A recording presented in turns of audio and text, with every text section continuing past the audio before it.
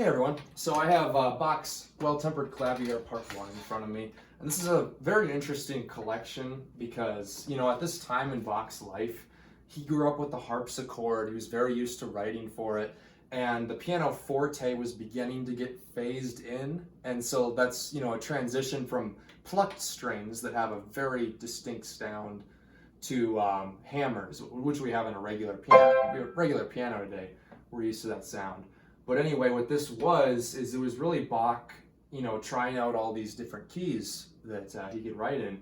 So there's a prelude and fugue pair for every key signature. And of course, we start with C major and we work our way up. So the most recognizable prelude is definitely number 1. Everyone's heard.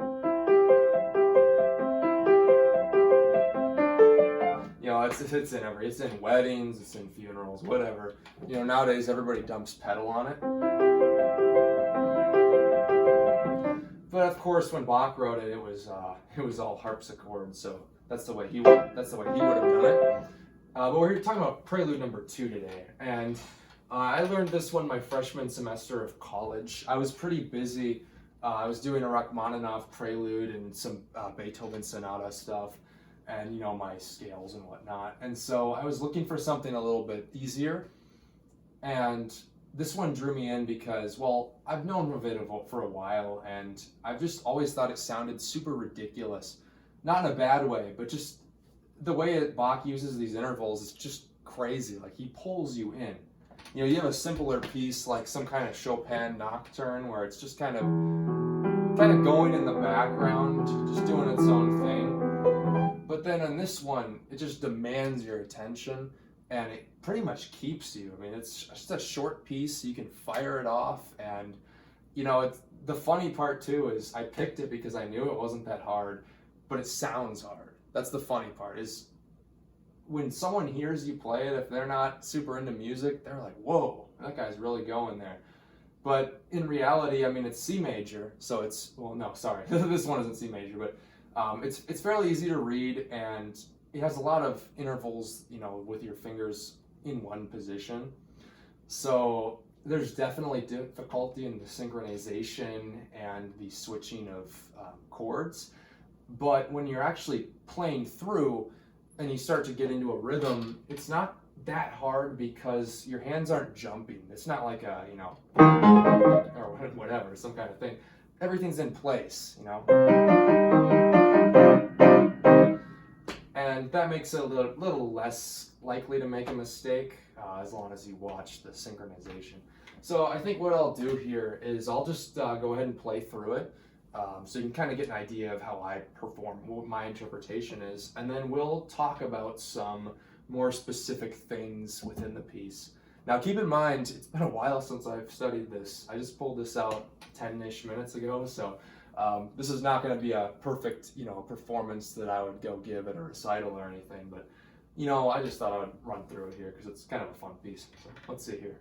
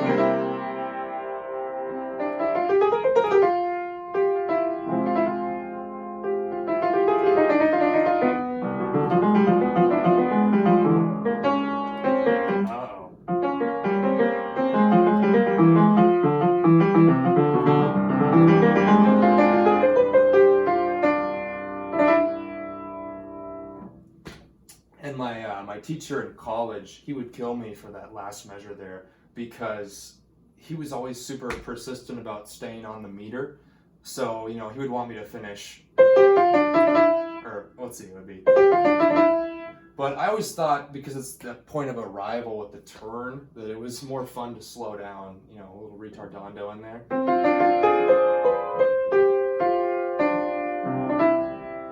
I don't know. But anyway, yeah, not a perfect run or anything. But there you go, just to get an idea. I mean, this piece, it's interesting for sure. It's definitely an attention getter. It's a party trick. I hate to say that about a Bach, but if you're at some random event and someone, oh, you play piano? Play something for us. I mean, it's quick and easy. I should stop saying it's easy. It definitely has its technical challenges, but in terms of like the complete classical repertoire, it's probably on a 3 or 4 out of 10, I would say. But anyway, let's get into some specifics. So firstly, there's a little bit of a process with this one for just getting the notes down, and that's definitely step 1. So some hands alone practice is good for that. And you're just going to run through it. You're going to read it. Read through it, play through the whole thing. And this is something I'm guilty of. I will read through 10 bars and I'll stop and I'll read through it again. Now, the issue with that is if you do it persistently during your practice sessions, you're going to get really good at the intro and you're not going to be able to play the rest of the song. You probably noticed, I made it through this run, but at the end here, these last few bars, I lost my footing. And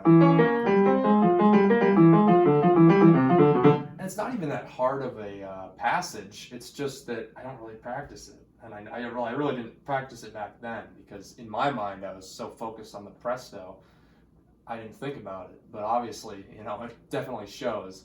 You don't want to finish your performance on a bad footing there. So, important advice, start at hands alone, run all the way through.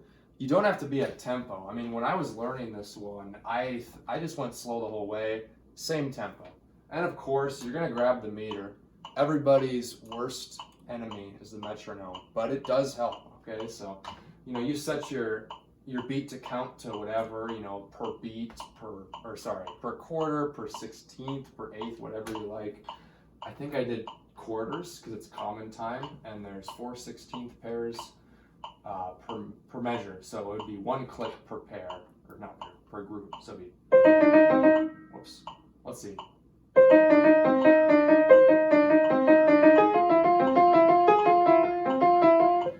Something like that. It's helpful just to keep you consistent, because when you're doing it hands alone, you don't want to have any sort of rubato. You want to make sure you're on the beat, so that when you put it together, it kind of works. And there's a little bit of intuition there. Just, intuitively, you're going to be a little more synced up just from your muscles. In your brain, you can fire 2 keys at once. You can fire 2 keys at once, no problem. But when you get up to performance tempo, that's a little harder to do. So you want that consistent bass line. Another thing is, and when you have so many different variations of these intervals, you need a lot of fingerings. I'd say that's one of the challenges of the piece. Not necessarily the number of fingerings, but finding ones that are good for you. And it's hard to give advice on that because it varies based on person. Like for me, I have very large hands. And so when I'm doing fingerings, I'm always sort of looking for something that's gonna allow me to keep my fingers closer. I guess, yeah, sometimes.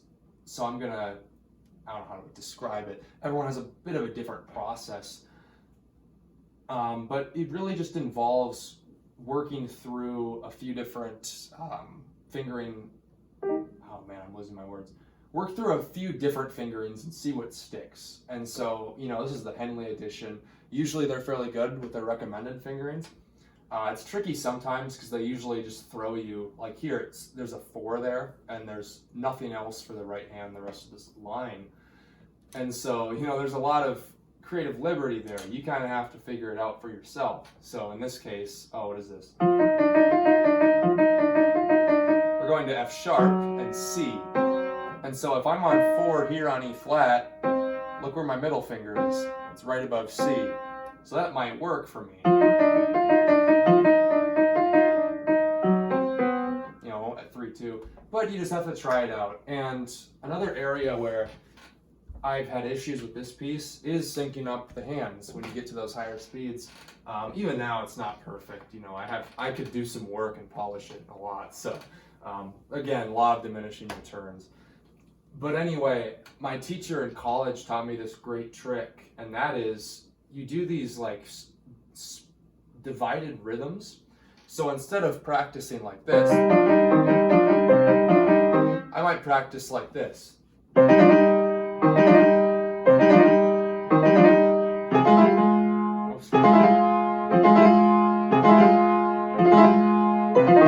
Oops. But anyway, you snap to a certain beat, and you just keep doing that through the whole piece. And you run through it 2 or 3 times with that beat as the emphasis. So in this case, what is that? That's the 4th beat is the emphasis, or 4th note, I should say, not beat. But, so each pair of 16ths, you're just whipping through it, and you just halt on the last note. 1, 2, 3, 4. And after you've gone through it a couple times like that, pick a different note. And this takes a little bit of time to do. I mean, just to get used to this physically, but like maybe the 2nd note.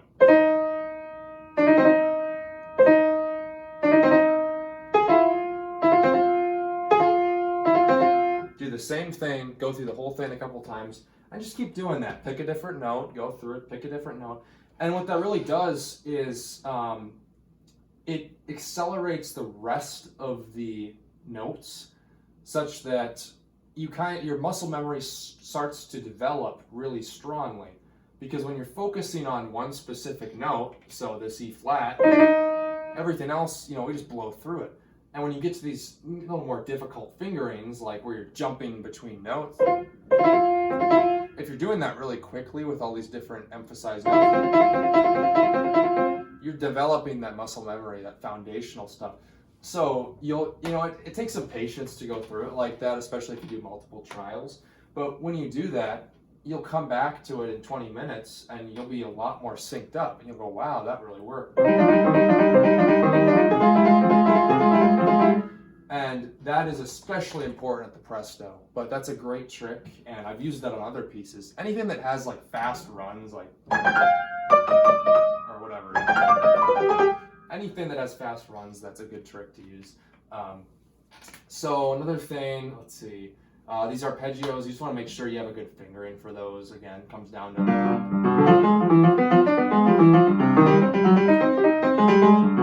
I think I tried 3 or 4 fingerings. I mean, you can see this is erased and rewritten. And, obviously if you have a teacher that has studied the work, or is just, pretty good, they'll help you a lot with the fingerings. But it is one of those skills that's good to develop. So being able to read through a piece and intuitively decide what the right fingering should be for you is incredibly valuable. And that's really what we're doing with this study of piano, is trying to develop our own skill sets. So our ability to, count rhythms properly within the time and recognize dynamics and melodic phrasing and shaping.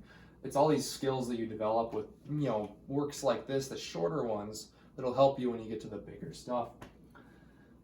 So the presto it's pretty crazy. It's really fast. And I remember my teacher just, he wanted me to go faster and faster. It was like, can you go faster? And I'd play it really well, and he'd go, well, that's good, but can we play faster? I don't know. The piece is already quick, is the thing. And so when you get to the presto, it has to be noticeably faster. And that's the important key. I performed this at a studio class one time, and my presto was only a bit faster than the rest of the piece. And some of the students actually thought that I just couldn't keep tempo. So, they weren't familiar with the work, so they didn't know there was a presto there. But I remember after my performance, one of them just asked, he's like, hey, is there a change in tempo there? And I go, oh yeah, it's a presto. But you don't want them to wonder, you want them to know, oh wow, there's a presto, So one of the things I can suggest is you can bring down the tempo of the main section of the piece a little bit, And of course, nobody wants to do that, right? It's when you get the intervals synced up, it's fun to just burn through them. But if you practice a little restraint, then it kind of saves your back when you get to the presto. Because, I fired through the presto at one of my performances, and I remember just, you're kind of on the edge of your seat when you're performing. You're just kind of get through it. Another thing with this G, it's not notated in the score, but and I'm sure this is an interpretation thing, but my teacher told me, it's fine to take a little time with, not a lot, but, take a little bit of time to set the G. It's sort of dramatic, and it helps break up the piece a little bit. So when you get done with these arpeggios, you're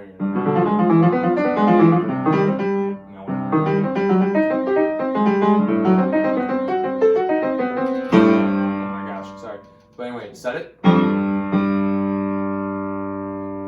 And let's see, how long would I leave it? I would leave it for something like this. I would go.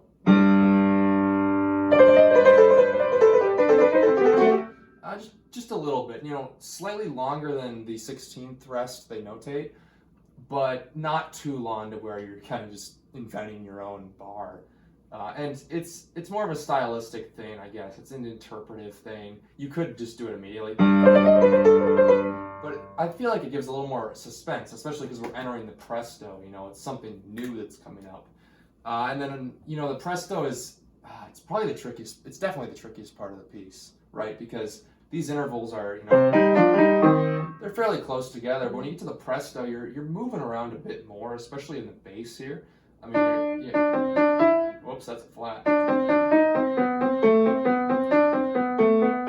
And there's a lot more movement. You have to jump, back up to the treble clef, and then you have these notes that are synced up and or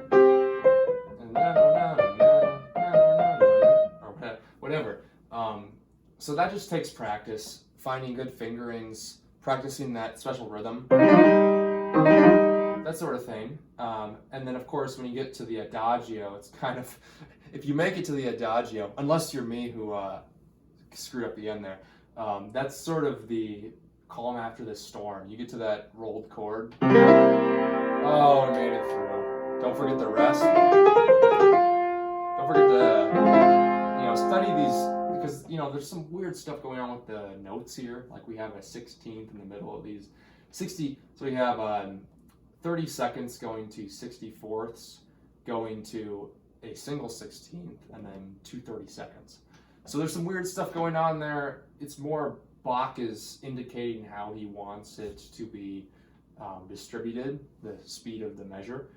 But obviously, you can throw a metronome on there. You can see I have some dash marks here for the different beats. So 1, 2, 3, 4, and this is one bar. So those would not be quarters, but you can subdivide it. Practice it slow with the metronome. And let's see. This is okay. So practice it slowly, and then when we get to the allegro, I don't know. It's a little faster, but you just want to take it through to the end, and I would practice it a little bit.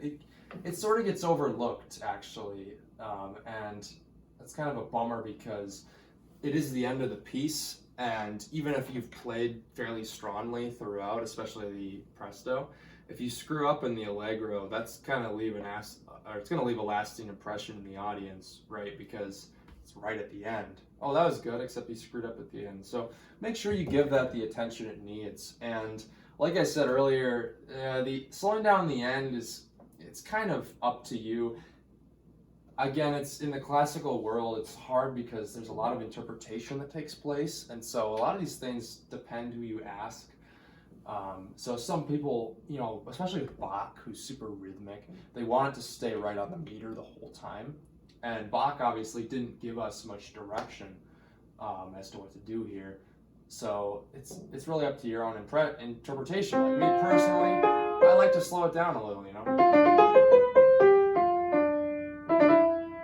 Because, it's a crazy piece, it's pretty quick, and you just want to end it on a nice note there with that turn. So it's up to you, it's your own interpretation.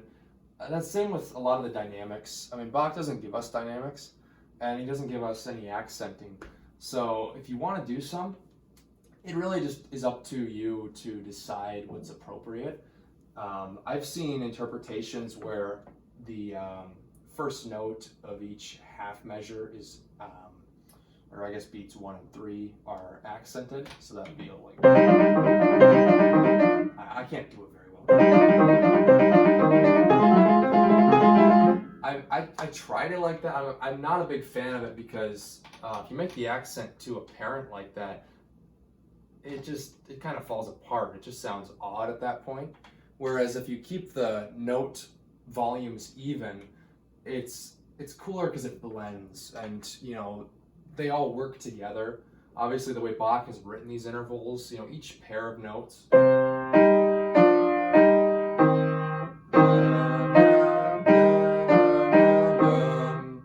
they all work together. So having them synced up is an interesting experience. Anyway, those are just some simple comments on this piece. It's a fun little piece. It's a nice bit of repertoire.